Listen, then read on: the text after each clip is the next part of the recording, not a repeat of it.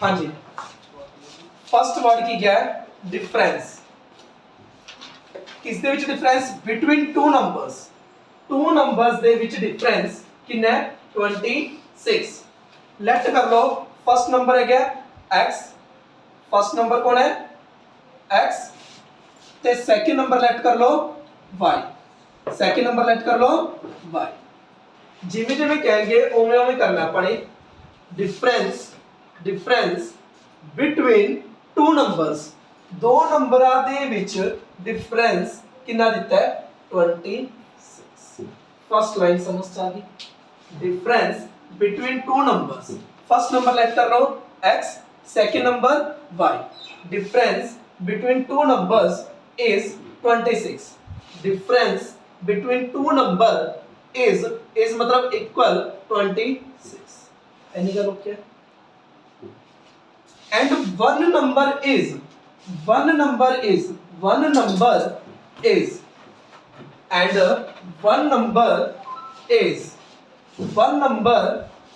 मतलब equal 3 times the other, 3 times the other, 3 times the other। कि उन्हें तक किसी को कोई दिक्कत नहीं, सब कुछ क्वेश्चन जो देख के लिख रहे हैं। बोलो कोई दिक्कत नहीं है। x नु मान लो, y नु मान लो, जो भी है। वैसे छोटा नंबर ही 3 टाइम्स होगा और बड़ा नंबर ही 3 टाइम्स होगा। बड़े चो ही छोटा घटा रहे 26 आ रहा है, जेड़ा बड़ा नंबर है वही 3 टाइम्स होगा ना छोटे नंबर दा। समझ गए? Difference, difference between two numbers is 26 and one number is 3 times the other। Any का लोग क्या? x इक्वल टू कितना है? 3y। x इक्वल टू कितना है? 3y। x की वैल्यू ने चुपचाप की पुट कर देना अपन 3y। x की जगह की पुट कर देना अपन 3y। माइनस का माइनस, y दा y equal 26, 2y equal 26, y equal to 26 upon 2, तब y कितना आ गया?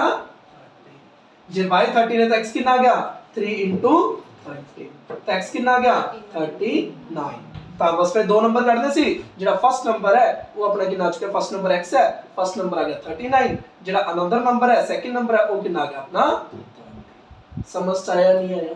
सब कुछ क्वेश्चन च लिखता पाने। दोबारा से सुन लो, पेशेंस नाल करना है बिल्कुल क्वेश्चन। डिफरेंस, डिफरेंस मतलब माइनस। केदे विच डिफरेंस? Between two number. दो नंबर विच डिफरेंस है तो दो नंबर लेट ता करने पैणगे। लेट कर लो, फर्स्ट नंबर x है ते अदर नंबर कौन है? y है। Difference between two number, difference between two number is 26।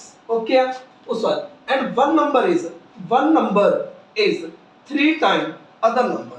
One number is 3 times other number। तो x की वैल्यू कितनी है? 3y। x की जगह पे की पुट कर देंगे अपन 3y माइनस y इक्वल 26।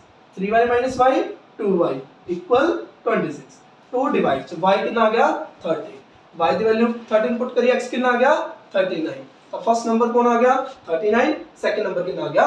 13। किसी ने इस क्वेश्चन से डाउट है कि गलती नाल भी गलत कर सकते हो? क्वेश्चन नहीं हो सकता। Second question, larger of two supplementary angle. जब इन्होंने गल बोली ना सप्लीमेंट्री एंगल, जब इन्होंने वर्ड बोले ना सप्लीमेंट्री एंगल, सप्लीमेंट्री एंगल की होंगे जिन्हां दा सम की होंदा है 180 डिग्री। सप्लीमेंट्री एंगल की होंगे जिन्हां दा सम की होंदा है 180 डिग्री। लेट कर लो फर्स्ट एंगल कितना है? x। लेट कर लो फर्स्ट एंगल कौन है? x। फर्स्ट एंगल कौन है? x। ते अदर एंगल लेट कर लो y, या कह दो लार्जर एंगल लेट कर लो। लेट कर लो लार्जर एंगल x ते स्मॉलर एंगल लेट कर लो y। दोबारा से बिल्कुल पेशेंस नाल क्वेश्चन पढ़ना है। Larger of two supplementary angle. जब इन्होंने वर्ड बोलिया ना सप्लीमेंट्री, नाल दी नाल सोचो भी सप्लीमेंट्री की हुंदा है? सप्लीमेंट्री की हुंदा है जिन्हां दा सम की होवे 180 डिग्री। सप्लीमेंट्री की हुंदा है जिन्हां दा सम की होवे 180 डिग्री। कॉम्प्लीमेंट्री की हुंदा है जिन्हां सम की होवे 90 डिग्री। कॉम्प्लीमेंट्री हुंदा है जिन्हां दा सम 90 होवे, सप्लीमेंट्री होवे जिन्हां दा सम 180 होवे। Larger of two supplementary angle. अगर सप्लीमेंट्री एंगल है, सप्लीमेंट्री एंगल के अंदर जिन्हां दा सम की होवे 180 डिग्री। फर्स्ट एंगल लेट कर लो x, लार्जर एंगल लेट कर लो x, स्मॉलर एंगल लेट कर लो y। अगर सप्लीमेंट्री है तो क्या हुआ? x plus y equal to 180। अगर सप्लीमेंट्री है तो क्या होगा x plus y equal to 180 degree. Okay है, आगे बढ़ो। Larger of two supplementary angle, larger केड़ा सीगा x, larger of supplementary angle exceed पीछे चढ़ रहा है, एक्सीड स्मॉलर नु बाय 18 डिग्री। दोबारा से देखो, बहुत ही आराम नाल इस चैप्टर का ए बेनिफिट है, क्वेश्चन च ही आंसर छिपा हुआ है, बस आंसर थानू देखना आना चाहिए। Larger of two supplementary angle, supplementary angle क्या है, सप्लीमेंट्री एंगल कहंदा जिन्ना दा सम क्यूब है 180 डिग्री। लार्जर एंगल ऐड कर लो x, स्मॉलर एंगल ऐड कर लो y, सप्लीमेंट्री है तो x प्लस y कितना होगा 180 degree. Larger of two supplementary angle, larger of two supplementary angle exceed, exceed मतलब पीछे चढ़ रहा है, किनु पीछे चढ़ रहा है स्मॉलर नु by 80। Larger angle exceed smaller angle by 80 degree. समझ आ गया, किसी में डाउट हो गया? Line to line, word to word clear है। फिर ये दोनों सॉल्व कर लेना, किस मेथड से सॉल्व करिए, एलिमिनेशन मेथड से सॉल्व कर लेना, बहुत इजी है क्योंकि देखो डायरेक्ट कट देने अपन, ये डायरेक्ट कट गया कितना गया 2x इक्वल टू कितना गया 198, तो x की वैल्यू कितनी आ गई 198 अपॉन 2, तो x की वैल्यू कितनी आ गई 99, x की वैल्यू कितनी आ गई 99। x 99 अगर जिस मर्जी क्वेश्चन पुट कर दो, चाहे फर्स्ट जो पुट कर दो चाहे सेकंड जो पुट कर दो, मान लो फर्स्ट जो पुट कर देना x plus y equal to 180, x की वैल्यू 99 है, plus y equal to 180, y equal to 180 minus 99, y equal to कितना आ गया 80। समझ आ गया, बहुत ही इजी। एक हल्के जो दोनों क्वेश्चन सुनो। डिफरेंस बिटवीन टू नंबर्स, पहला नंबर लेट करो x, दूसरा नंबर लेट करो y, difference between two number is 26। Again one number is 3 times other number, x की वैल्यू 3y दिख रही है तो x के साथ ये पुट कर देना अपन 3y minus y equal 26, 2y equal 26, y equal 13, y value 13 put करके x की वैल्यू 39, तो first number second number find हो चुके। अगले question, larger of two supplementary angle, जब इन्होंने वर्ड बोला सप्लीमेंट्री, जब इन्होंने वर्ड बोला सप्लीमेंट्री, नाल ना सोचो सप्लीमेंट्री की हुंदा सी जिन्ना सम क्यों है 180 डिग्री। लेट कर लो larger angle x, smaller angle let कर लो y, अगर सप्लीमेंट्री है तो x प्लस y कितना होगा 180 degree. larger of two supplementary angle exceed smaller by 18 degree। Elimination method नाल उरे कटिंग कर देने 2x = 198, x = 98, तब y = कितना आ गया 81। अपन एंगल फाइंड करने सी तो एंगल कौन आ गए 99 ते 81, ये दो अपने किया गए एंगल्स। वीडियो पॉज कर दो। हां ठीक है, the coach of cricket team दा जेड़ा कोच है वो बाय खरीददा है 7 बैट्स एंड 6 बॉल किन्ने रुपए दे 3800। जेड़ा क्रिकेट टीम दा कोच है वो 7 बैट खरीददा है, 6 बॉल खरीददा है, किन्ने दा 3800। उस तो बाद शी बाय उस तो बाद वो की खरीदी है 3 बैट ते 5 बॉल किन्ने दी खरीदी है 1750। अपने कॉस्ट पता करनी है ईच बैट दी ते ईच बॉल दी। अपन लेट कर लेना cost of each bat x rupees, cost of each ball y rupees. जो चीज फाइंड करनी है उसी चीज को लेट कर लो। कॉस्ट ऑफ ईच बैट ते cost of each ball find करनी है, लेट कर लो cost of each bat. Let cost of each bat कितने दा x रुपीस दा and cost of each bat ball. Let cost of each ball, हर एक बॉल कितने दी है y रुपीस दी। हुन पढ़ो, जिहड़ी कोच है क्रिकेट टीम दी वो 7 बैट खरीदी है, एक बैट कितने दा x दा, 7 बैट कितने दे होंगे 7x दे। 6 बॉल खरीदी है, एक बॉल कितने दी है y दी, 6 बॉल कितने दी होंगी 6y दी, इक्वल टू 3800। उस तो बाद शी बाय 3 बैट खरीदी है, एक बैट x दा, 3 bat 3x they and 5 ball, एक बॉल कितने दी है y दी, 5 बॉल कितने दी होंगी 5y दी, कितने दी खरीदी है 1750। समझ आ गई।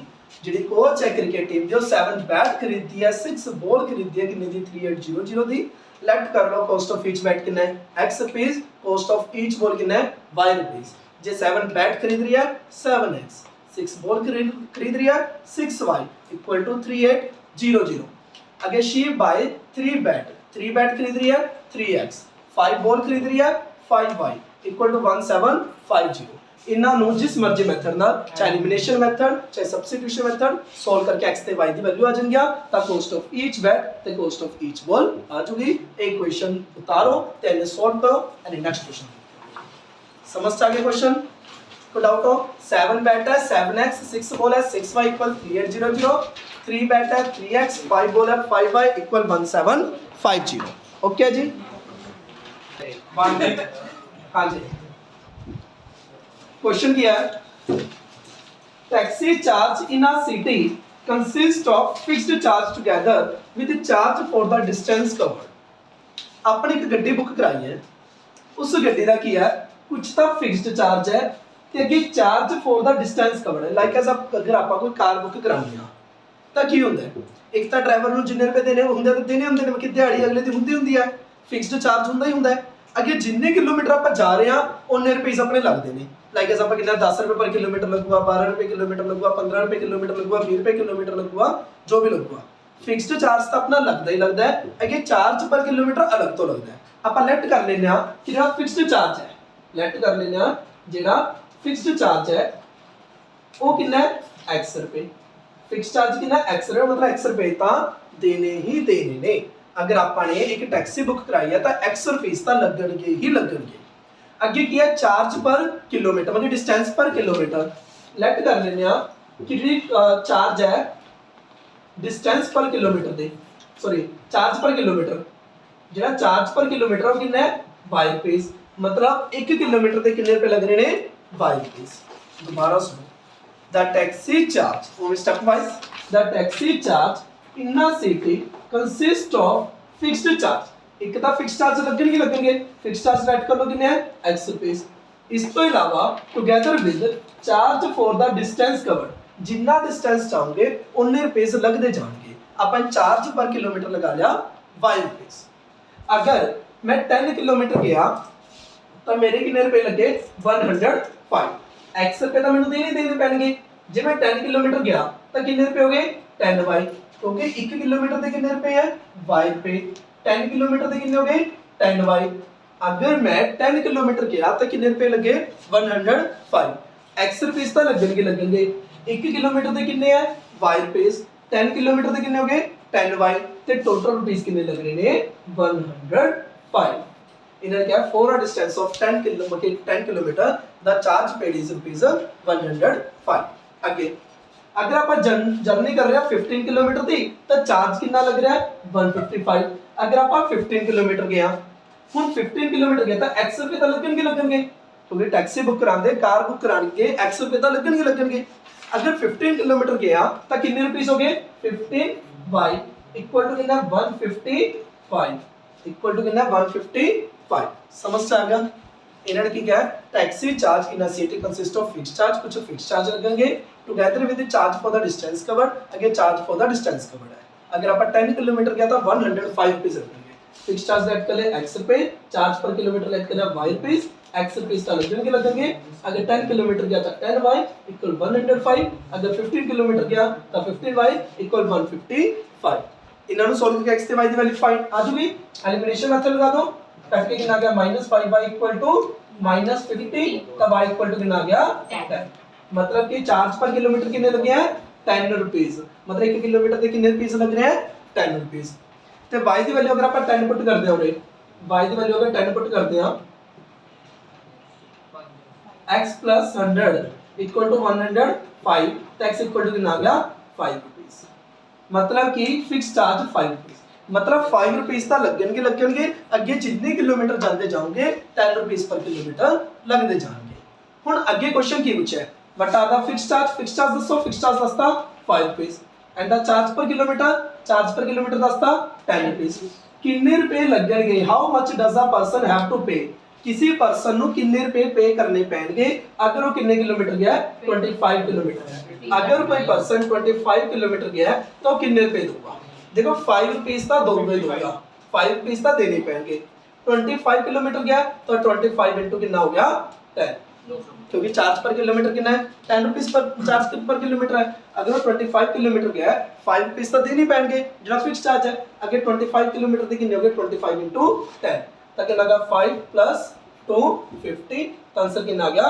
255 तो उनको कितने रुपीस देने पैंगे 255 किसी डाउट इस क्वेश्चन जरूर टैक्सी चार्ज किसी सिटी च एक फिक्स चार्ज है फिक्स चार्ज लेट कर लिया x rupees together with charge for the distance covered charge per kilometre कितना है y रुपीस पहली लाइन पढ़ी उसी का मतलब यही था टैक्सी चार्ज किसी सिटी फिक्स चार्ज है फिक्स चार्ज लेट कर लो x rupees together with the charge for the distance covered charge per kilometre late कर लिया y रुपीस बिल्कुल प्रैक्टिकल क्वेश्चन लगाओ मान लो आपने एक गड्डी बुक कराई है फिक्स चार्ज तो अपने लगेंगे अगे जितने किलोमीटर जाते जावांगे उन्ने रुपए लगते जाएंगे अगर आप 10 किलोमीटर गए तो आपने 105 रुपीस जमा करी हुन x रुपीस तो अपन देने देने नहीं अगर 10 किलोमीटर गए तो कितने रुपए हो गए 10y तो टोटल रुपीस कितने के हैं 105 अगर आप 15 किलोमीटर गया तो कितने रुपए लगे 155 x रुपीस तो लगेंगे अगर 15 किलोमीटर गया तो कितने हो गए 15y इक्वल टू 155 तो क्या आ गया अपना कटिंग करके y की वैल्यू आ गई y की वैल्यू पुट करके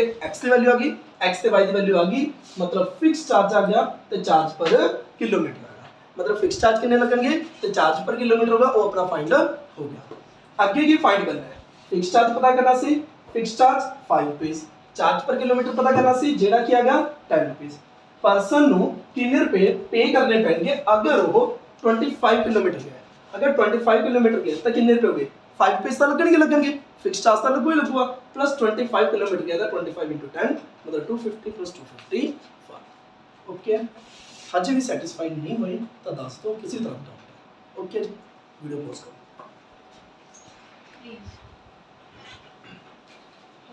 a fraction become 9 upon 11 if 2 is added to numerator and denominator अगर कोई फ्रैक्शन वाला क्वेश्चन आ जाए पहला न्यूमरेटर ते डिनोमिनेटर देखो की ਹੁੰਦਾ ਹੈ ਲਾਈਕ ਐਸਾ ਅਗਰ ਮੈਂ ਕੋਈ ਨੰਬਰ ਲਿਖਿਆ 2/3 ਜਿਹੜੀ ਉੱਪਰਲੀ ਚੀਜ਼ ਹੁੰਦੀ ਹੈ न्यूमरेटर ਤੇ ਨੀਚੇ ਲਿਖੀ ਹੁੰਦੀ ਹੈ डिनोमिनेटर ਉੱਪਰਲੀ ਚੀਜ਼ ਹੁੰਦੀ ਹੈ न्यूमरेटर ਤੇ ਨੀਚੇ ਲਿਖੀ ਹੁੰਦੀ ਹੈ डिनोमिनेटर ਐਨੀ ਗੱਲ ਕਲੀਅਰ ਹੈ ਉਸ ਤੋਂ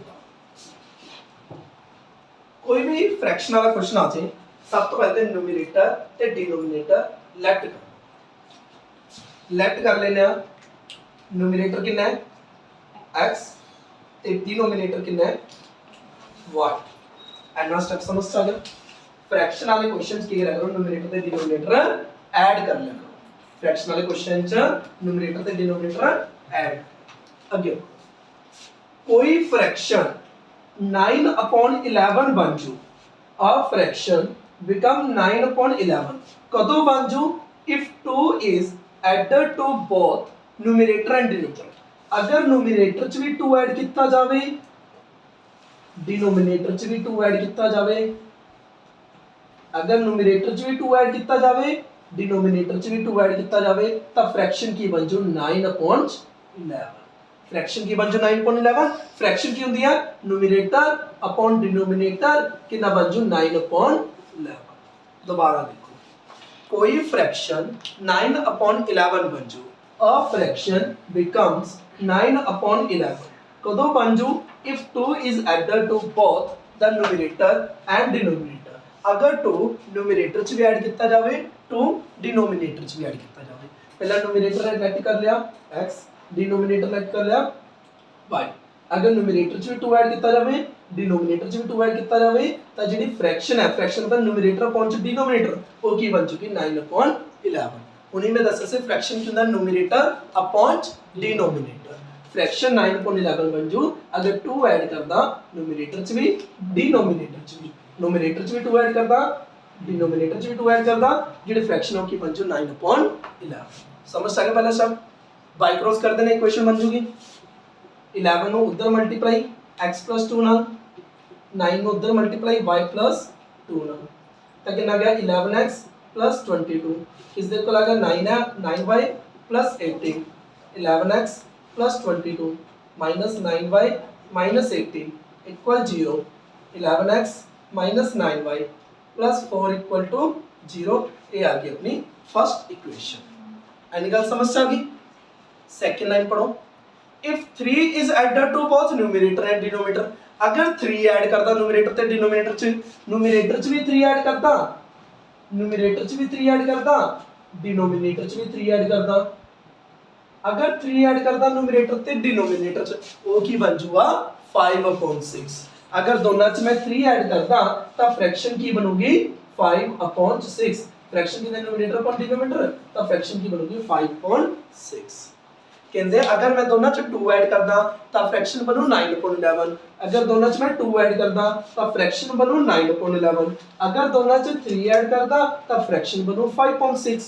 ਉਹ ਇਹਨਾਂ ਨੂੰ ਬਾਈ ਕ੍ਰਾਸ ਕਰ ਦਾਂਗੇ, 6 ਨੂੰ ਮਲਟੀਪਲਾਈ ਕਰਾਂਗੇ x + 3 ਨਾਲ, 5 ਨੂੰ ਮਲਟੀਪਲਾਈ ਕਰਾਂਗੇ y + 3 ਨਾਲ, 6x + 18 = 5y + 15। और तो कितना आ गया 6x - 5y - 3 इक्वल 0, क्योंकि सारा समान उधर भाग जाएगा, ए वाली चीज आ जाएगी। फिर आगे ए दोनों को सॉल्व करके अपने x और y की वैल्यू फाइंड आ जाएगी। किसी ने फाइंड की है? ये 7 और 9 x की वैल्यू कितनी आई है? ए दोनों को सॉल्व करके x की वैल्यू आ गई 7 ते y की वैल्यू कितनी आ गई 9। लेकिन क्या हो गई? +3 नहीं होगा, सॉरी, x कितना आ गया 7, y कितना आ गया 9। लेकिन पूरे ना छड्डियो, अगर पूरे तक क्वेश्चन करता थोड़ा 1 मार्क्स अजे कटूगा। क्यों कटूगा? क्वेश्चन देखो की फाइंड करना है, क्वेश्चन की फाइंड करना है फ्रैक्शन। क्वेश्चन की क्या की फाइंड करना है? फ्रैक्शन। फ्रैक्शन की होंदी है न्यूमरेटर पहुंच डिनोमिनेटर। न्यूमरेटर कितना सी x, x कितना आया 7, मतलब ਜਿਹੜੀ फ्रैक्शन है वो कितनी आई अपनी 7/9। ये अपना आंसर है। मतलब मेरे कहने का मोटिव यही है, लास्ट ते क्वेश्चन जरूर पढ़ लिया करो कि की पूछा है। ਜਿਹੜਾ क्वेश्चन पूछा ਹੁੰਦਾ ਉਹਦਾ ਆਨਸਰ ਜ਼ਰੂਰ ਮੈਂਸ਼ਨ ਹੋਣਾ ਚਾਹੀਦਾ ਹੈ। ਜਿਵੇਂ ਐਂਗਲ ਵਾਲੇ क्वेश्चन ਚ ਕਿਹਾ ਸੀਗਾ ਫਾਈਂਡ ਦਾ ਐਂਗਲ, ਤਾਂ ਲਾਸਟ ਤੇ ਲਾਈਨ ਜ਼ਰੂਰ ਲਿਖੋਗੇ ਦਾ ਐਂਗਲਸ ਆਰ, ਜਿਹੜੇ ਵੀ ਐਸੇ 81 ਐਂਡ 99। ਨੰਬਰ ਪੁੱਛੇ ਸੀ ਫਾਈਂਡ ਦਾ ਨੰबर, ਨੰਬਰਸ ਆਰ ਜਿਹੜੇ ਵੀ ਐਸੇ ਤੋਂ ਉਹ ਲਿਖੋਗੇ। समझ चाहिए? पूरे फ्रैक्शन पूछी है तो फ्रैक्शन इज 7/9, क्योंकि फ्रैक्शन के अंदर न्यूमरेटर पहुंच डिनोमिनेटर, न्यूमरेटर है 7, डिनोमिनेटर है 9, तो फ्रैक्शन कितनी है 7/9। वीडियो पॉज कर दो कि लास्ट क्वेश्चन रहेगा अपना। हां जी, यहां पे 5 year hence 5 year hence the age of Jacob will be 3 times that of his son। ਹੁਣ ਇੱਕ ਗੱਲ एज वाला क्वेश्चन कितना भी मुश्किल आ जाए, जिन्ना मर्जी कॉम्प्लेक्स आ जाए, गल सुनो इधर, एज वाला क्वेश्चन जैसा मर्जी आ जाए, ਤੁਸੀਂ ਕੀ ਸਟੈਪ ਚੱਕਣਾ ਹੈ?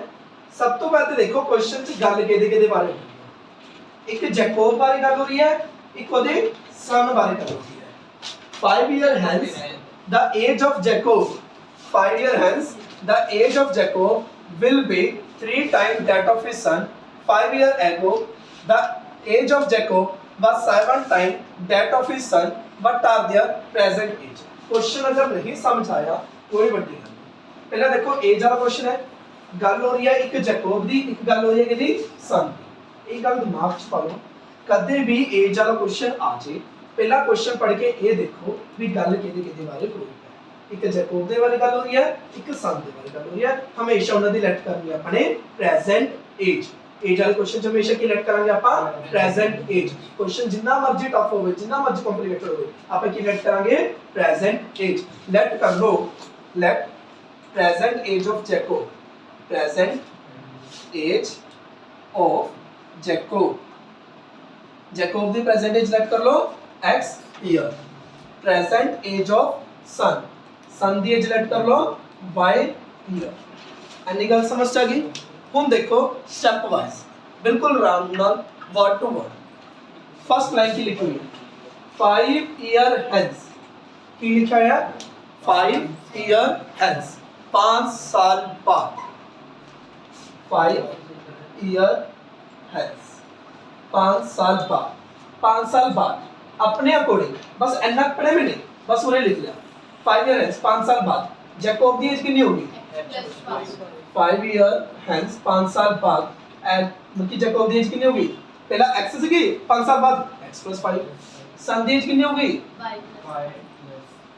ਪਹਿਲਾਂ सन ਦੀ ਏਜ ਕਿੰਨੀ ਸੀਗੀ y ਹੁਣ सन ਦੀ ਏਜ ਕਿੰਨੀ ਹੋ ਗਈ y plus सिर्फ 3 अक्षर पढ़े हमने 5 ईयर हेंस 5 साल बाद दोनों च 5 ऐड करता एनी गल क्लियर एज वाले क्वेश्चन सब तो पहले देखो गल केदे केदे बारे हो रही है गल जैकोब बारे हो रही है सन बारे हो रही है उन्हां दी प्रेजेंटेज लिख लो let present age of Jacob x year present age of son y year first 3 अक्षर पढ़ो 5 ईयर हेंस 5 साल बाद दोनों च 5 ऐड करो उरे तक किसी को कोई दिक्कत होवे तो दसो उस तो the age of Jacob the age of Jacob the age of Jacob the age of Jacob the age of Jacob will be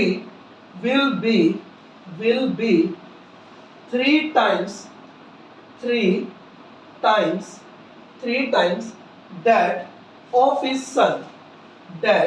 of his son कि मैंने कुछ अपनी मर्जी का वर्ड लिखा एज वाला क्वेश्चन आज प्रेजेंट एज मानांगे जैकोब दी as मान ली x सन दी एज मान ली y पहली लाइन लिखिया 5 ईयर हैंस 5 साल बाद दोनों च 5 मैंने ऐड करता आगे वर्ड टू वर्ड पढ़िया the age of Jacob age of Jacob कितनी है x plus 5 the age of Jacob will be 3 is आ जे will be आ जे वाज आ जे ओदा मतलब है इक्वल इज आ जे will be आ जे was आ जे उन्हां दा मतलब क्या है equal age of Jacob will be 3 time that of his son दी एज कितनी है y plus 5 तो पहले क्वेश्चन की बन चुकी है x plus 5 equal to 3y plus 15 तो की बन चुकी है x plus 5 minus 3y minus 15 equal 0 तो की बन चुकी है x minus 3y minus 10 equal to 0 first equation बन के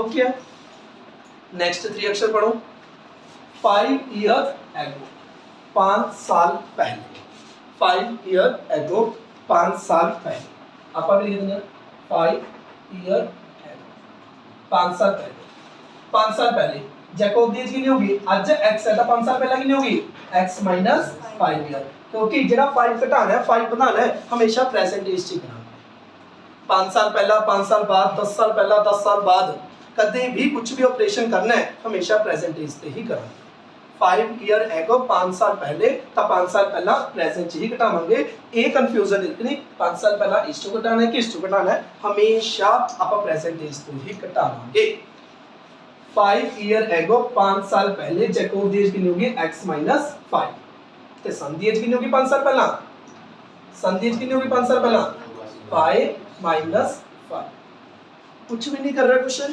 क्वेश्चन एज दा सी जैकोब ते सन दी गल सी जैकोब दी एज मान ली x सन दी एज मान ली y उस तो बाद इन्होंने की किया एक दी x मान ली एक दी y मान ली कहने 5 ईयर हैज दोनों च 5 ऐड करता आगे इन्होंने क्या age of Jacob will be 3 time that of his son पहली इक्वेशन बन गई अगले 3 अक्षर पढ़े 5 ईयर एगो मैं भी लिख लिया 5 ईयर एगो 5 साल पहले जैकोब दी एज कितनी होगी x minus 5 सन दी एज कितनी होगी y minus 5 हुन फिर आप स्टेप वाइज पढ़ दें 5 year ago Jacobs as was मतलब की दसे है इक्वल is होवे will be होवे was होवे ओदा मतलब की है equal 5 year ago Jacob's age was 7 times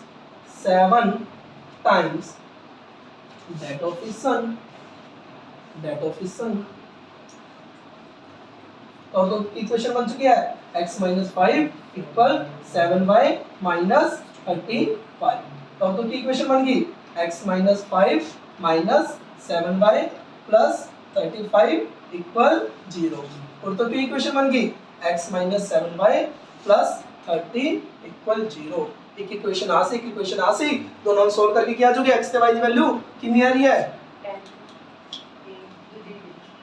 दूसरी वाली कितनी हां जी y 10 आ रही है जे y दी 10 आ रही है तो रे पुट कर दो 30 40 x कितना आ गई 40 मतलब जैकोब दी एज कितनी है 40 ते सन दी एज कितनी है इन्होंने की पूछा सिंधा दी प्रेजेंट एज कर दो प्रेजेंट एज कितनी है 40 ते 10 अगर तुसी चेक करना है कि ਤੁਹਾਡਾ आंसर सही है या नहीं तो चेक करो इन्होंने की किया सी 5 साल बाद ये दी एज कितनी होगी 45 ये दी एज कितनी होगी 50 ਕਹਿੰਦੇ ਜਿਹੜਾ ਜੈਕੋਬ ਹੋਊਗਾ ਉਹ 3 ਟਾਈਮ ਹੋਊਗਾ सन ਦਾ ਜੈਕੋਬ ਚੈੱਕ ਕਰ ਲਓ 3 ਟਾਈਮ ਹੈ ਉਹਦੇ सन ਦਾ ਜਿਹੜਾ 45 ਉਹ 3 into 15 ਹੁੰਦਾ ਇਹਨਾਂ ਨੇ ਕੀ ਕਿਹਾ ਸੀ 5 ਈਅਰ ਹੈਗਾ 5 ਸਾਲ ਪਹਿਲਾਂ 5 ਸਾਲ ਪਹਿਲਾਂ ਕਿੰਨੇ ਦਾ ਹੋਊਗਾ 35 ਦਾ ਇਹ 5 ਸਾਲ ਪਹਿਲਾਂ ਕਿੰਨੇ ਦਾ ਹੋਊਗਾ 5 ਦਾ ਜੈਕੋਬ 7 ਟਾਈਮ ਹੋਊਗਾ सन ਦਾ ਚੈੱਕ ਕਰ ਲਓ ਜਿਹੜਾ ਜੈਕੋਬ ਹੈ ਉਹ ਕੀ ਹੈ 7 ਟਾਈਮ ਉਹਦੇ सन ਦਾ ਤਾਂ ਪੂਰਾ ਤੋਂ ਕੁਐਸਚਨ ਤੁਹਾਡਾ 100% ਕੀ ਹੋਊਗਾ ਠੀਕ ਸਮਝ ਚੱਲ ਰਿਹਾ ਡੈਟਸ ਆਲ